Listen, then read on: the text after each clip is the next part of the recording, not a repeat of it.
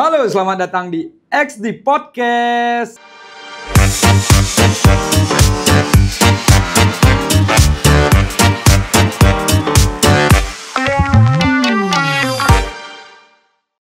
Bersama saya, Dolar Double L yang akan jadi Kang Tanya pada kali ini. Nah, kalau udah ada Kang Tanya, pasti ada Kang Jawab. Nah, Kang Jawabnya datang dari Wareg 3 langsung. Beliau merupakan tempat curhat mahasiswa dan juga tempat keluh kesah mahasiswa di Primakara. Ini dia konselor Primakara University, Kak Gladys. Halo Kak. Gimana? Baik-baik aja, jadi saya nggak perlu kayaknya konselor sama kakak. Konseling sama kakak gitu maksudnya. Terus gini Kak, tadi dari mana datang ke sini? Dari rumah kah? Dari rumah teman? Gitu. Dari ruangan Wareg 3. Oke, berarti nggak terlalu jauh dari lantai 2 sampai lantai 4. Perlu lift nggak Kak? Menurut Dolar gimana? Kalau saya sih kalau selaku mahasiswa aman-aman aja sih selama ini. Masih muda ya? Masih muda jadi masih kuat banget. Nah, kakak juga masih muda jadi masih kuat. Asik, bisa nih. Terus gini Kak, izin nanya nih Kak sebelumnya konselor nih kan pekerjaan yang awam untuk banyak orang dan bahkan banyak orang-orang yang udah lewat generasi Gen Z atau Gen milenial lewat dari itu Gen apa namanya kalau nggak salah di generasi industri. Nah itu kan nggak tahu nih namanya konselor itu apa. Boleh dong dijelasin dikit konselor itu apa? Konselornya atau konselingnya? Dari konselor sama konselingnya. Oke, konselor itu orang yang memberikan konseling ke orang lain. Oh, konselingnya apa? Nah, itu kan konselornya berarti konselor, orangnya gitu. Kalau konselingnya? Jadi kalau konseling itu adalah proses pemberian bantuan dari konselor atau orang profesional yang pada umumnya kalau bukan lulusan psikologi, ada memang jurusannya untuk bimbingan dan konseling. Nah, itu dengan tujuan untuk membantu klien atau konseli namanya. Konseling. Untuk bisa mendapatkan solusi terhadap permasalahan-permasalahan yang mereka bawa ke konseling. Oke, permasalahan berarti Kak? Ini seluruh permasalahan atau spesifikasi permasalahan aja atau enggak semua permasalahan? Misalnya saya masalah nih nggak punya uang, itu bisa dibawa ke kakak nggak? Pinjam uang? Pinjam uangnya enggak, tapi istilahnya kalau permasalahannya tentang finansial itu kan otomatis kalau uang kan finansial. Betul. Bisa dibawa ke konselor atau psikolog, tapi yang kita bahas adalah bagaimana konseli itu mendapatkan cara untuk bisa menunjang finansialnya dia. Otomatis kerja kan Kak? Ya, semacamnya itu. Oke. Terus berapa lama Kak udah jadi konselor ini? Pengalaman kerja? Iya, pengalaman kerja. Dari 2021 berapa berarti? 21, 22, 23, 24. 3 tahun. 4 tahun. Oke, 4 tahun. 21 awal berarti Kak kan. Oke, 21, 22, 23, 24. Nah, itu dia mana aja Kak sebelum datang ke Primakara? Di mana aja? Nyebutin organisasinya? Enggak, maksudnya jadi apa aja gitu kan? Jadi konselor. Emang dari awal udah jadi konselor. Berarti maksudnya kliennya apa aja? Apakah sekarang kan nih kliennya seluruhan mahasiswa lah rata-rata. Nah, kalau dulu itu dari kliennya maksud apa nanti namanya? Konseling. Konseling itu konseling orang-orang kayak gimana? Karena kan dari awal itu pertama bentuknya volunteer, jadi memang ke masyarakat luas. Klien yang datang itu bisa berupa orang dewasa, bisa berupa anak SMA, anak SMP, mahasiswa pun ada. Kayak gitu. Anak SMP juga Ya, pasti. Mental health banget anaknya. Anak SMP pun punya permasalahan, misalnya permasalahan dalam keluarga, permasalahan akademik. Wow.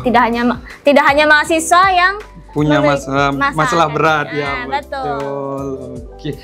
Terus dari pengalaman itu, ini kan pertama kali nih di mahasiswa ini pertama kali atau udah pernah? Maksudnya keseluruhan mahasiswa? Hanya menerima mahasiswa pertama kali di sini. Terus datang ke Primakara nih, kan datang otomatis ngeliat nih wajah-wajah mahasiswa Primakara. Itu pandangannya perlu konseling atau enggak gitu? Apakah fine-fine aja atau kelihatan stresnya dari luar? Tergantung ya, kan pada saat kita masuk kan anak-anak itu melakukan apa kegiatannya. Kalau seandainya mereka lagi ngobrol sama teman-temannya pasti kan having fun. Betul. Tapi kalau lagi ngerjain skripsi pasti kelihatan stres ya. Bingung nih, tekanan harus bimbingan tanggal berapa, harus selesai skripsi tanggal berapa macam. Tapi ini pertanyaan lucu sih Kak, karena pertama kali saya ketemu sama Kakak itu kan waktu leader camp. Nah, ini seru nih pertanyaannya. waktu leader camp. Kakak ngelihat peserta yang waktu itu kan kakak jadi narasumber. Kakak ngelihat peserta itu kayak gimana? Tertekan nggak gitu, gimana? Kalau tertekan sih enggak, tapi lebih ke mungkin juga karena rangkaian leader camp kan banyak. Kelihatan capek emang. Tapi kalau ngomongin tentang materinya mereka sangat antusias. Berarti aman-aman aja kan? Aman. Oke. Terus kemarin berarti secara tidak langsung kakak ngelihat bahwa beragam lah mahasiswa ini dilihat dari ekspresi mereka. Nah setelah waktu ngisi tes yang sempat saya isi kemarin juga, tes screening itu kalau nggak salah, itu gimana kak? Kan tes screening itu jelasin dulu dong, apa itu tes screening kak? Oke, tes screening kesehatan mental itu mengukur kondisi psikologis kita, mengukur kondisi kesehatan mental kita saat ini. Jadi hanya berlaku dari tanggal pengisian 2 minggu ke depan. Berarti terbatas hanya untuk 2 minggu ke depan. Dan tidak bisa digunakan untuk diagnosa klinis. Oke, ini bahasanya agak berat banget. Diagnosa klinis itu apa kak? Kalau boleh. Diagnosa klinis itu berarti misalnya kan kalau yang kakak pakai itu adalah tes yang mengukur depresi, ya, betul, kecemasan, sama dan stres. Ya. Nah, kalau bisa digunakan untuk diagnosa klinis, berarti kita bisa mengatakan bahwa orang itu depresi.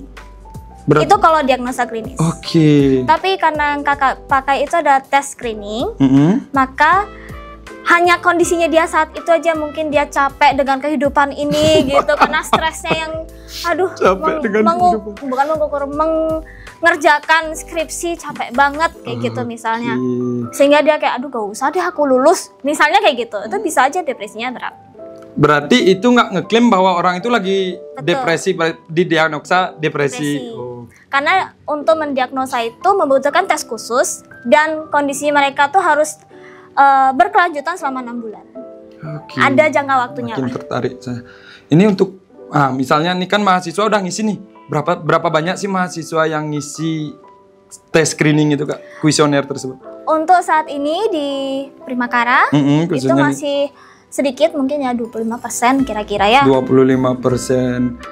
Dari 25% itu kak, ada nggak yang berapa banyak sih yang ngalamin stres, depresi, sama kecemasan tingkat berat atau sampai sangat berat itu? Oke, mungkin kita ambil saja secara angka ya. Kita anggap saja ada 100 orang pengisi kuesioner. Maka kita bisa mengatakan bahwa 75 orang itu kondisinya antara berat atau sangat berat. Nah, kalau kan udah nih berat, udah isi berat dan sangat berat, itu dari hasil kuesioner itu kakak gimanain? Ada tindak lanjut gimana?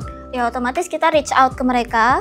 Hubungi mereka, hubungin. Jelaskan dahulu bahwa kondisi mereka itu bukan kondisi permanen.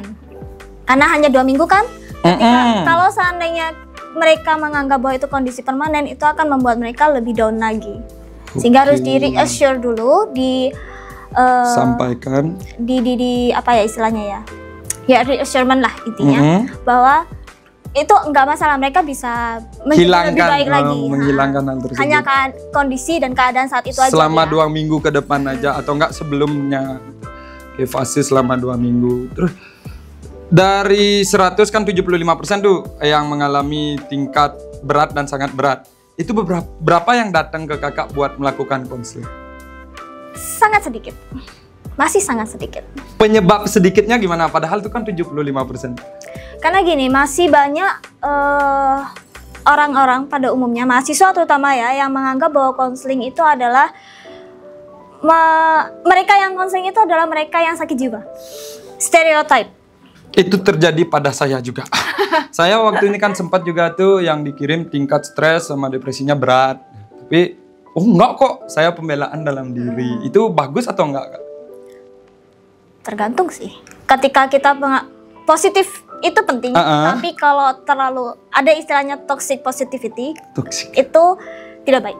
Istilahnya kalau terlalu meyakinkan diri bahwa semuanya akan baik saja, dan misalnya dolar itu tidak mengabaikan semua symptoms atau gejala-gejala yang muncul, ujung-ujungnya kan yang rugi kan dolar kan. Betul. Misalnya kita anggap aja secara konkretnya, kalau seandainya dolar sakit nih secara fisik, tapi dolar percaya aku masih sehat-sehat aja kok, Padahal sudah pilek, sudah batuk, udah gitu demam. Tapi aku Itu masih sehat kok. Itu yang sering saya lakukan, Kak. Ujung-ujungnya kan dolar yang rugi, nggak bisa produktivitas, nggak bisa Betul. maksimal kayak Makin biasanya. parah bahkan. Kayak gitu. Itu hal yang sama juga berlaku untuk kondisi kesehatan mental kita. Berarti perlu pengakuan juga, Kak. Iya, betul. Oke, berarti ngomong-ngomong masalahnya, boleh nggak disebutin, tapi nggak spill nama ya, ada nggak masalah terberat atau gimana itu, boleh nggak disebutin kalau kita ngobrol kayak gitu? Kita ngomongin apa? Waktu konseling. Konseling di Primakara atau konseling selama pengalamannya kakak sebagai konselor? Selama kakak jadi konselor. Oke, yang Kalau paling, di Primakara kan jadi lebih spesifik, nggak enak jadi. paling berat ya. Takutnya disensor nih kalau kakak ngomong nih. Nggak apa-apa, editornya hebat kok, nanti gitu nanti. Oke. tenang aja. Oke. Saya aja kena sensor kayak tadi itu. Mungkin kalau paling berat itu terkait dengan kasus bunuh diri ya. Wow. Ya, berat sekali ya. Udah bunuh diri datang ke kakak. Oh, bukan. Masih pemikiran. Oh, masih mau pengen bunuh diri. betul. Berarti bukan udah mencoba terus maksudnya udah mencoba tapi gagal mati datang ke kakak gitu. Oh, Nggak gitu. Tapi lebih ke mereka merasa putus asa akan sesuatu sehingga mereka merasa akan lebih baik kalau seandainya mereka pergi dari dunia ini. Bukan berarti keluar angkasa ya. Padahal otak saya udah mau bilang ke sana, Kak. tapi istilahnya bunuh diri lah istilahnya. Berangkat bertemu dengan Tuhan. Bertemu dengan Tuhan. Membakti juga bertemu. Beda lagi. Oh, beda lagi. Oke. Jadi berarti sebenarnya, nah dari tadi ngomong nih, saya dapat kesimpulan nih. Kesimpulan dikit aja tapi. Konselor nih fungsinya biar orang nggak bunuh diri. Ya. Itu berarti fungsinya ya. Ya. Itu fungsi. Secara kasarnya. Oke. Terus tadi kan waktu kuesioner tuh enak nih ngomong kecemasan, depresi, sama stres. Saya tertariknya di kecemasan, Kak, karena depresi saya di hasil nonton film lah atau hasil dengar aku lagi depresi nih, aku lagi stres nih. Nah, ini kecemasan ini saya ragu posisinya di mana nih. Apakah dia di bawah depresi atau di atas depresi atau di bawah stres atau di atas stres gitu sih, Kak. Posisi kecemasan dan definisi apa sih sebenarnya kecemasan itu, Kak. Izin minum juga, Kak. Sebenarnya kalau kecemasan itu sendiri kesehatan mental orang itu gangguan jiwa ya. Kesehatan gangguan jiwa tuh udah lebih berat kayaknya, Kak. Apa ya bahasa halusnya ya supaya nggak terlalu berat. Permasalahan dalam kesehatan mental itu sebenarnya tidak ada tingkatannya. Misalnya semua orang yang merasakan itu valid lah. Mereka merasa kesulitan dalam menghadapi sesuatu itu adalah sesuatu yang valid. Setiap orang pasti merasakan ya. Oke. Tapi kalau masalah kecemasan itu sendiri, kecemasan itu sangat luas. Kita depresi, ada kecemasannya. Kita gangguan makan, ada kecemasannya. Kita insomnia, ada kecemasannya. Jadi kecemasan itu sangat luas. Hampir seluruh bentuk gangguan jiwa itu berawal. Ada kecemasannya. Oh, ada kecemasan, bukan berawal dari kecemasan. Enggak, tapi ada kecemasannya. Di dalam situ ada unsur kecemasannya. Misalnya gangguan makan. Kalau gangguan makan bukan lagi diet ya, Kak ya? Ya, gangguan makan. Gangguan makan, misalnya yang paling dikenal sama orang itu kan makan terus diputahin semua macamnya gitu ya. Itu mereka cemas untuk menjadi gendut. Itu kecemasan. Kayak gitu. Tapi kalau kita ngomongin mahasiswa ya, mahasiswa ada gangguan makan, tapi kalau kita ngomongin secara keseluruhan, kecemasan pada mahasiswa itu pada umumnya diawali oleh overthinking, kayak gitu. Kecemasan itu sendiri adalah kita bisa lihat dari gejala fisik, mereka gemetar, kemudian gak usah dipraktekin. Oh gitu. Gak usah dipraktekin. Sorry. Kemudian juga keringat dingin gitu. Oke, kemudian keringat dingin. Gak usah dipraktekin. Terus keringat dingin. Kemudian juga pengen ke toilet termasuk juga. Iya juga. Mual. Kemudian jantung berdebar kayak gitu. Itu salah satu cara mengidentifikasi kecemasan. Nah, untuk penyebabnya Kak, kalau boleh tahu penyebab kecemasannya itu apa? Kecemasan bisa disebabkan oleh berbagai hal ya. Tapi pada umumnya mereka cemas karena tidak percaya diri, kemudian overthinking akan sesuatu, baik itu masa depan, baik itu saat ini maupun masa lalu, regret kan, penyesalan. Penyesalan. Kemudian juga bisa disebabkan karena genetik. Genetik itu karena yang namanya kecemasan itu kan dari dalam diri. Bisa turun-temurun berarti Kak kan? Mereka bisa memiliki tendensi lebih tinggi mendapatkan kecemasan. Seperti gula darah. Gula darah kan turun-temurun. Betul. Kayak gitu. Nah, kemudian juga bisa disebabkan karena kebiasaan pada saat pola asuh. Pada saat mereka kecil. Misalnya, mereka sebenarnya bukan tipe orang yang cepat cemas. Cuman pada saat kecil, mereka naruh gelas di sini disalahin. Mereka taruh gelas di sana disalahin. Kecemasan takut salah lagi. Macamnya kayak gitu. Oke, berarti pola asuh tuh penting banget. Tapi kita nggak ngomong pola asuh, Kak. Kalau ini diomongin terlalu panjang nanti. Lebih ke pentingnya mengenal kecemasan. Nah, itu kan tadi ada tentang identifikasi kecemasan kayak gimana, penyebabnya Kakak sudah sampaikan tadi. Nah, terus kan kita udah kenal nih, berapa penting sih kita harus mengenal kecemasan kita? Apakah itu udah ada dalam diri manusia untuk merasa cemas dan bisa tahu bahwa dirinya cemas, atau itu perlu dipelajari juga? Sebenarnya dengan intinya itu kita melakukan tes screening, kita mengetahui tingkat kecemasannya kita bisa introspeksi diri, melihat kembali sebenarnya benar nggak sih aku kecemasan. Saat ini aku kecemasan kenapa? Apa sih core problemnya? Tentang apa sih yang dicemasin itu? Misalnya pada saat minggu ini Dolar itu tes screening, kecemasannya sangat berat. Apa yang menyebabkan kira-kira? Wah, ternyata karena mau menghadapi ujian, karena mau praktek, karena mau mengerjakan skripsi, mau bimbingan. Betul. Itu bisa. Sehingga apa yang harus dilakukan? Kita bisa menghilangkan core permasalahannya. Bagaimana caranya? Ceritanya masa ujian ya, ujian itu selesaikan. Persiapkan dengan baik untuk ujiannya mungkin. Ketika ujian itu udah selesai, hilang. Coba cek lagi, hilang atau tidak. Kalau belum hilang, coba cek lagi apa kira-kira penyebab kecemasannya lagi. Oke, berarti di sanalah pentingnya biar nggak terlalu kelewat lah tingkat cemasnya sangat berat. Di atas sangat berat ada nggak Kak? Sangat berat yang paling atas. Oh, sangat berat paling atas. Oke, berarti itu pentingnya Kak ya untuk mengenal kecemasan. Selain itu juga, kalau seandainya kita tidak mengetahui tingkat kecemasannya kita, otomatis kan kita tidak menyadari keberadaan kecemasan itu. Ketika otomatis kan tidak terpantau ya. Terdeteksi lah istilahnya. Itu bisa terus naik kan. Nah, ketika sudah sampai sangat berat, gangguan jiwa dah. Bukan. Belum. Itu bisa mengganggu aktivitas kita sehari-hari. Contoh mengganggu aktivitas sehari-hari? Nggak bisa makan. Terlalu tegang, terlalu cemas akan masa depan misalnya. Mau makan tidak ada tidak ada niat makan, nafsu makan. Nafsu makan itu tidak ada. Berarti sampai seberat itu Kak ya. Atau mungkin kecemasan untuk presentasi atau kecemasan untuk bersosialisasi dengan orang lain. Kalau memang sudah sangat tinggi, sangat berat kondisinya, bisa saja dia nggak mau keluar rumah pun nggak mau.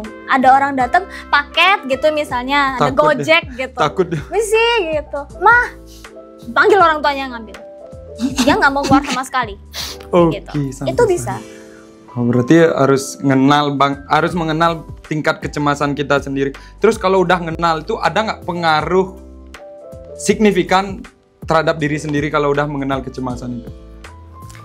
Pengaruh signifikan mungkin bisa dijelaskan maksudnya Misalnya apa? Dengan mengenal kecemasan ini saya jadi lebih percaya diri gitu Kak, atau nggak bisa mengelola kecemasan itu, atau nggak ngehilangin atau gimana? Mungkin lebih ke dengan kita mengetahui apa yang terjadi dalam diri kita bisa mengetahui apa sih yang harus kita lakuin. Sama lah ketika kita tuh sakit fisik, batuk misalnya, kita cek dulu dong batuknya berdahak atau tidak. Kalau berdahak apa yang harus kita lakuin? Beli obat untuk batuk berdahak. Nah, hal yang sama juga seperti itu. Ketika kita tahu wah ternyata aku ini punya kecemasan karena ditakut ditinggalin sama apa yang perlu kita lakuin? Nah tuh misalnya tuh Kak, pas tadi tuh studi kasusnya takut ditinggalin sama orang, ini kecemasannya bisa diatasin dengan apa Kak? Sekarang tergantung kenapa.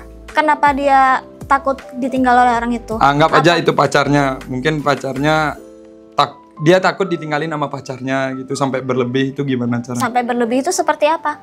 Sampai berlebih, sampai nggak balas chat nih 10 menit. Nah, ini semua cowok mungkin ngalamin ya teman-temannya.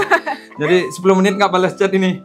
Terus ditanya dong, kamu sama siapa? Kamu di mana? Terus kamu lagi ngapain? Kamu sama cewek lainnya? Gitu misalnya Kak. Itu bisa Itu kan cemas takut ditinggalin kan Kak? itu bisa karena itu atau obsesif. Posesif. Obsesif. Itu banyak banget. Itu luas banget. Jadi kita perlu checklist dulu sesuai dengan ini. Anggap misalnya dia nih karena cemas emang takut kehilangan. Anggap aja dulu nih. Oke. Kita itu bisa disebabkan karena mungkin pada saat dulunya waktu kita tarik ke masa lalu. Ternyata misalnya ibunya sering untuk meninggalkan dia. Kemudian kurang kasih sayang. Kasihan ya. Itu saya sih Kak. Mau nggak disayang? Gitu. Kurang kasih sayang, kemudian pernah ditinggalkan oleh orang yang tersayang sama dia, baik itu mungkin ibunya, ayahnya, kakaknya, atau bahkan mungkin pengasuhnya. Berarti itu tergantung masa lalu juga Kak. Betul. Ya? Oke. Wow, dalam banget nih ceritanya Kak. Terus ini kan ngomong-ngomong kecemasan, Kakak tadi sempat bilang overthinking. Nah, itu penyebab kecemasan. Itu overthinking penyebab kecemasan. Jadi penyebab overthinking apa? Nah, ini kan penyebab kecemasan Kakak sebut tadi overthinking. Nah, aku mau nanya nih, penyebab overthinking itu apa? Penyebab overthinking itu ada banyak. Tapi yang biasanya kita lihat di mahasiswa adalah ketika mereka tidak percaya diri, ketika mereka tidak yakin akan suatu hal. Misalnya ketika kita presentasi, kita menyiapkan PPT, kita menyiapkan segala-galanya, tapi kita berpikiran, gimana kalau seandainya aku nggak bisa presentasi dengan baik? Gimana kalau seandainya nanti aku ngeblank di depan? Gimana kalau seandainya nanti PPT-nya rusak? Gimana? Banyak sekali mereka memikirkan itu terlalu berlebihan. Bagus kalau kita tuh memikirkan segala macam possibility. Betul. Tapi jangan sampai pikiran-pikiran tersebut itu yang mengontrol kita.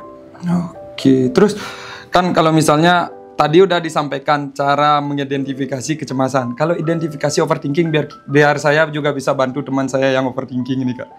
Misalnya pakai bahasa Indonesianya pikiran yang berulang-ulang.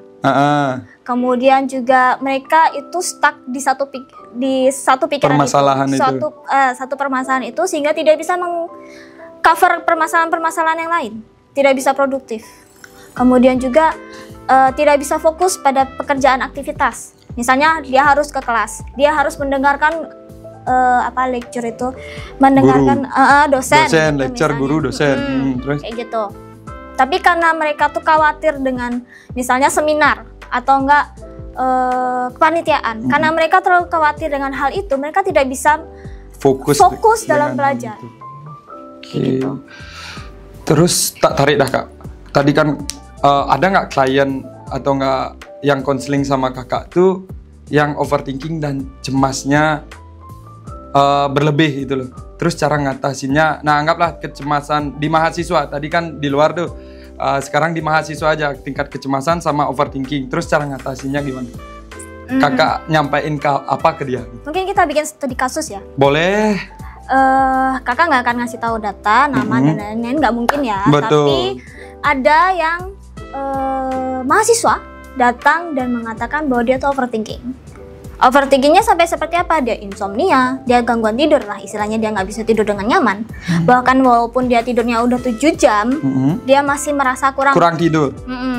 Kemudian dia tidak bisa membuat keputusan karena dia tidak percaya diri. Ketidakpercayaan dirinya dia ini membuat overthinking. Contohnya, kalau dari kasusnya yang kakak tanganin itu, dia itu sebenarnya anaknya berprestasi. Oh, saya tuh. Gitu. Oke. Nah, tapi ketika dia ditawari untuk ikut lomba, dia pun overthinking di situ. Gimana kalau seandainya aku nggak bisa dapat juara? Gimana kalau seandainya aku tidak bisa perform dengan baik? Gimana kalau seandainya aku hanya membawa nama nama kampus, nama kampusnya, instansi tempatnya dia berada, itu malah jadi jelek. karena kan dia tidak bisa perform dengan baik. Betul. Khawatirnya di situ. Sehingga dia pun bingung, aku ikut atau enggak. Aku ikut atau enggak. Itu terus berulang-ulang. Itu terus berulang-ulang sampai dia tidak bisa mengikuti aktivitas yang lain. Hanya memikirkan mau ikut lomba atau enggak. Kayak gitu. Diawali dengan dia tidak percaya diri. Padahal baik itu dosennya, baik itu orang tuanya atau siapanya, gitu. Itu merasa bahwa dia udah cukup di situ. Dia bisa ikut lomba. Nah, terus solusi yang kakak kasih untuk orang seperti itu contohnya? Kita lihat lagi dia waktu itu dulunya pernah ikut. Sebenarnya dia udah sering ikut lomba. Kakak balik lagi ke dia. Dia selama ini ikut lomba hasilnya seperti apa? Bagus kah? Jelek kah? Menang. Hasilnya bagus. Bagus, menang terus. Terus apa yang menyebabkan dia takut? Mungkin karena tingkat nasional atau enggak dari lombanya yang dia ikutin kan tingkat regional, habis itu ada tingkat nasional, mungkin itu penyebab salah satu penyebab enggak? Nah, sehingga yang kakak berikan kepada dia saat itu adalah apa yang dia pikirkan. Jadi kita identifikasikan segala macam pikiran-pikiran negatifnya dia yang muncul pada saat overthinking itu. Lalu kita challenge, kita lawan. Misalnya, gimana kalau seandainya aku tuh performnya jelek? Selama ini performmu jelek nggak? Bagaimana kalau seandainya kalau kamu ikut lomba dan performanya kamu bagus? Dibalik. Kesempatan itu tidak datang 2 kali. Ingat itu. Tapi kesempatan datang 2 kali kepada orang yang berusaha, kata orang lain. Bukan kata saya. Berusaha kan, ya, tapi ada berusahanya. Kalau seandainya dia tidak mengambil. Berusaha yang seperti tadi, nggak akan datang lagi. Terus gimana? Jadi ikut lomba atau enggak dia, Kak? Jadi. Oke. Menang nggak, Kak? Nggak tahu. Belum sempat datang lagi, belum sempat datang lagi. Oke. Terus tadi masalah overthinking. Kembali lagi ke overthinking nih, masalah kecemasan overthinking tadi kan sempat nih insomnia yang kakak bilang. Nah, saya pengalaman sendiri tuh kalau masalah insomnia terus nggak bisa tidur. Baik saya punya teman, salah satu teman saya itu juga ngalamin kayak gitu. Padahal kita nggak ada kerjaan nih Kak, tapi udah lewat jam tidur kita, jam 10 sampai jam 11. Nah kita mulai bingung ngapain nih. Nah mulailah muncul pikiran yang nggak seharusnya dipikirin. Apakah itu termasuk overthinking? Dan gimana caranya ngatasi insomnia itu biar bisa tidur Kak, biar ngilangin overthinking itu, biar besok bisa beraktivitas lebih produktif lagi lah istilahnya. Pikiran yang muncul berulang terus nggak? Berulang Hal yang sama terus? Hal yang sama. Cara menghilangkannya? Cara menghilangkannya biar bisa tidur aja. Biar bisa tidur. Setiap orang beda-beda ya. Ada yang tipenya bikin mind map, ada tipenya yang menuliskan segala overthinkingnya dia, kemudian mencari solusi dari situ. Sampai pagi sih bisa juga. Bisa sampai pagi, tapi setelah itu dia lebih lega. Lebih plong. Lebih bisa tidur, lebih bisa menjalankan aktivitas. Oke, berarti untuk masalah itu lebih ke pribadi masing-masing. Nah, kalau teman-teman yang memiliki overthinking dan juga kecemasan, datang aja ke Kak Gladys ya. Bisa juga overthinking itu dikurangi dengan jalan-jalan, me time, dan semacamnya. Nge-refresh diri lah, refreshing lah. Nggak laptop aja butuh refresh, diri sendiri pun butuh restart refresh. Kalau restart mati dong Kak. Ini kan di refresh aja, itu kan ada tuh klik kan. F5 boleh klik kanan, itu bacaan refresh. Oke, nah Kak, pernah waktu ini saya di semester 1 nih jadi MC. Nah, di sana saya benar-benar tingkat grogi paling besar lah istilahnya. Sampai waktu naik panggung itu tangan gemeter nih. Pegang cue card, terus sampai nggak bisa baca cue card-nya apa dan bingung. Nah, itu termasuk grogi atau kecemasan? Terus kalau menurut Dolar sendiri, grogi itu apa? Grogi itu takut. Terus nggak percaya diri. Terus? Bingung juga termasuk di sana. Terus intinya perasaan, pokoknya perasaan takut lah pokoknya itu. Terus kalau tadi kakak jelasin kecemasan tuh penyebabnya apa? Sama Kak, takut, terus nggak percaya diri. Ya betul. Terus perbedaannya apa Kak? Kok jarang orang tuh nyebut kecemasan? Kecemasan itu mungkin juga karena stereotype. Kecemasan itu lebih banyak orang memandang sebagai suatu hal yang berat. Grogi itu dipandang sebagai suatu hal yang cepat. Istilahnya hanya pada saat itu aja. Oh, berjangka waktu. grogi pada saat naik panggung, tapi habis itu udah selesai, ya udah. Betul lah. Tapi kalau orang pada umumnya, ketika ngomong aku cemas, aku punya kecemasan nih, itu pasti pemikirannya adalah jangka panjang. Kecemasan karir, kecemasan akademik, semacamnya itu. Oke, berarti grogi itu bisa dibilang jangka waktu yang pendek lah Kak. Oke, tapi nah mungkin ini tips buat saya sendiri sih Kak, ngatasin grogi itu Kak. Yang tadi itu, tadi kan ngomong kecemasan, udah nih ngatasin kecemasan, udah. Ngatasin grogi, nah itu gimana caranya? Yang penting kita punya persiapan. Kita kan kalau grogi kan pasti ada sesuatu yang membuat kita grogi. Misalnya kayak tadi MC, kayak gitu kan. Kita harus tahu dulu apa yang harus kita lakuin. Kalau jadi MC pasti ada naskahnya. Betul, kita harus menguasai dulu, ada persiapannya, menguasai naskahnya, sehingga tidak pada saat kita grogi di depan kita nggak akan blank, kayak gitu. Kemudian juga maybe bisa latihan di depan cermin, MC di depan cermin, sehingga kita bisa tahu oh kalau gerakan kayak gini tuh kurang bagus, kalau aku ngomong kayak gini ternyata kurang enak didengar, kalau muka aku senyum kayak gini ternyata tidak enak didengar, kayak gitu. Betul. Itu sehingga kita lebih percaya diri ketika tampil di depan orang. Oke, mungkin itu yang nggak saya lakuin Kak, karena waktu itu juga belum sempat dan nggak ada yang ngasih tahu kayak gitu. Mungkin next ya. Dan saya sampai sekarang nggak pernah jadi MC karena trauma. Nah, cara ngilangin trauma biar bisa mau jadi MC lagi itu gimana? Ada nggak kesempatan? Ada kesempatan, kenapa tidak diambil? Takut lagi kayak gitu. Kalau kita tidak berani melangkah? Nggak maju. Ya. Yang paling penting adalah kita berani untuk men-challenge diri kita sendiri, untuk melawan rasa takut itu. Kalau kita tidak pernah mencoba, bagaimana kita bisa mengetahui apakah kita berbakat di sana atau tidak? Wow. Tapi ngomong gampang, tapi melaksanakannya susah. Oke. Bentar, nah ini kan kakak ngomong gampang, terus melaksanakannya susah. Saya nanya dulu kak, kakak pernah cemas? Pasti pernah. Terus cara ngatasi datang konseling sama diri sendiri?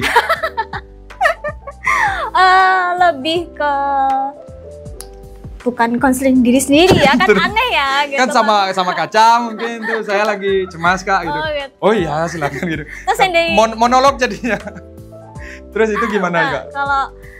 Kalau kakak pribadi biasanya kan kalau cemas itu kakak lebih ke kalau nggak bisa tidak melakukan, tidak men-challenge diri, kenapa? Gimana caranya untuk bisa maju? Sehingga kakak lebih kayak ya udah hajar aja deh.